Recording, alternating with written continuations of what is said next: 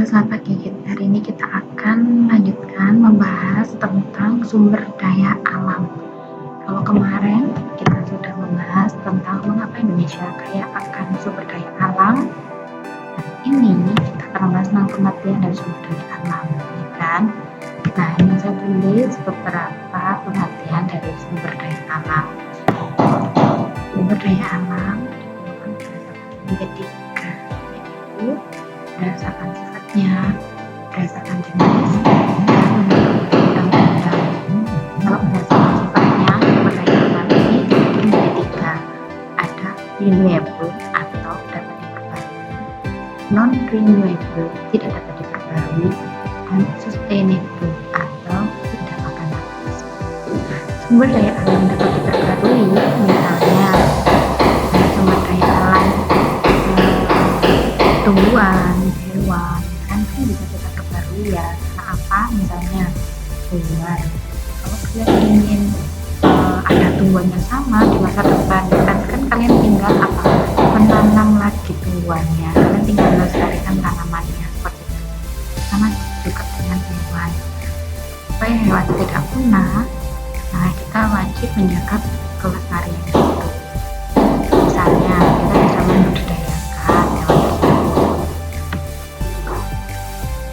atau untuk hewan-hewan yang dilindungi ya kita wajib untuk melindungi hewan tersebut supaya perkembangan tersebut juga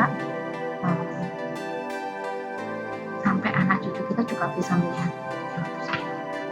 Lalu yang kedua ada non-renewable. Nah ini tidak dapat diperbarui. Maksudnya apa? Untuk dapat menjadikan sumber daya tersebut ya kan perlu waktu beratus-ratus tahun, bahkan beribu-ribu tahun atau berjuta-juta tahun. Contohnya minyak bumi, ya kan? Nah, untuk menjadi sebuah minyak bumi itu nggak bisa didapat, nggak bisa diperoleh oleh manusia hanya dalam 1, 2 atau 1 minggu, ya kan? Bahkan setahun aja belum tentu bisa, ya kan? Berbeda dengan kalau kalian menanam padi.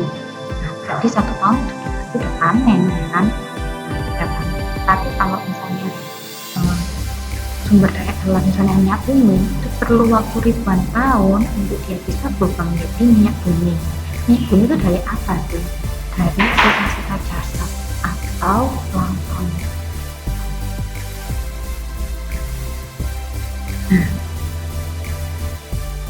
Non-renewable contohnya tadi ada minyak bumi ya kan, terus ada gas alam dan masih banyak lagi.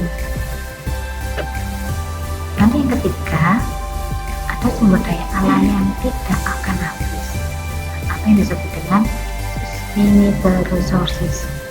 Nah, sumber daya alam ini yang tidak akan habis misalnya seperti air, tanah,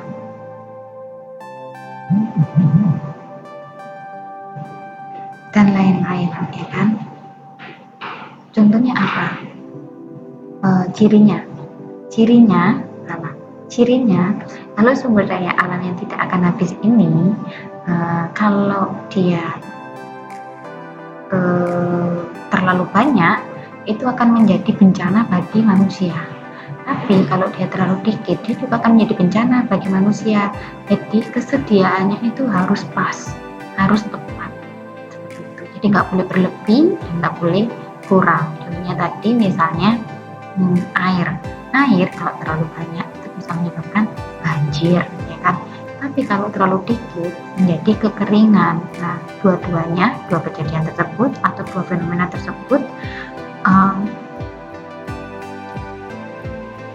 akan membuat manusia ini kesulitan. Ya, dari sini mungkin ada yang ditanyakan, nanti silakan dicatat dulu ya. Lalu berdasarkan jenisnya. Kalau berdasarkan jenisnya, sumber daya alam itu dibagi menjadi dua. Ada sumber daya alam non hayati, ada sumber daya alam hayati. Atau disebut dengan abiotik dan biotik. Tuh ya. Jadi kalau non hayati itu abiotik, kalau sumber daya hayati biotik. Contohnya kalau yang non hayati atau abiotik. Nah, abiotik ini yang tidak hidup, misalnya ada batu, tanah, air, minyak bumi, gas alam, ya kan, terus emas dan lain-lain. Nah, itu berarti termasuk non hayati atau abiotik. Tapi kalau sumber daya alam hayati atau bisa disebut dengan biotik, contohnya adalah hewan, tumbuhan, atau makhluk hidup. Berdasarkan undang-undang, sumber daya alam itu dibagi menjadi 3, yaitu ada golongan A, golongan B, dan golongan C. Gampang ya, golongan A, B, dan C. Kalau golongan A itu adalah bahan galian yang strategis. Nah, cirinya apa bahan galian ini termasuk strategis?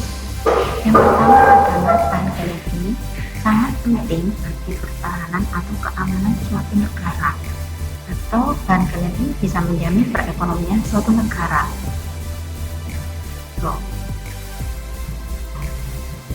Contohnya minyak bumi, uranium, plutonium, antrasit, bitumen, aspal. Yang pasti yang golongan A itu untuk kesejahteraan intinya ya, untuk kesejahteraan masyarakat yang ada atau yang tinggal di negara tersebut. Yang kedua, golongan B ini termasuk dalam bahan galian vital. Kalau bahan galian vital ini yang termasuk adalah untuk memenuhi hajat hidup orang banyak. Maksudnya apa? Tidak terlalu penting atau tidak terlalu dibutuhkan, tetapi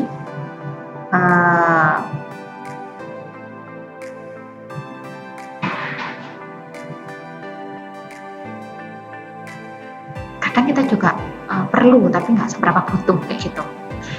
Contohnya adalah perak, ya kan, emas, seng, batu permata, asbes, tembaga, dan lain sebagainya. Jadi kalau yang pertama itu yang strategis itu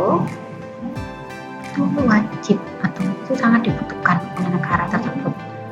Nah, tapi kalau yang B itu lebih pada barang-barang yang menunjukkan, misalnya kalau kamu kaya kayak gitu, kamu pasti punya emas, punya perak, punya batu permata untuk menilai seperti itu. Dan untuk misalnya membuat suatu barang-barang aja yang lain, misalnya kita perlu tembaga untuk bahan galian untuk membuat apa, misalnya untuk bahan membuat kabel misalnya seperti itu dan sebagainya. Jadi di sini kan masih ada bahan penggantinya yang B. Lalu yang C ada bahan galian itu masuk ke dalam golongan A dan B. Kalau golongan C itu bahan galian ini tidak termasuk ke dalam bahan golongan A sama golongan B.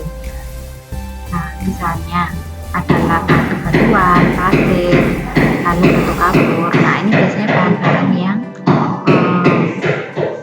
material yang tidak terlalu mahal, harga jualnya bila dibandingkan dengan bahan golongan A dan bahan golongan B.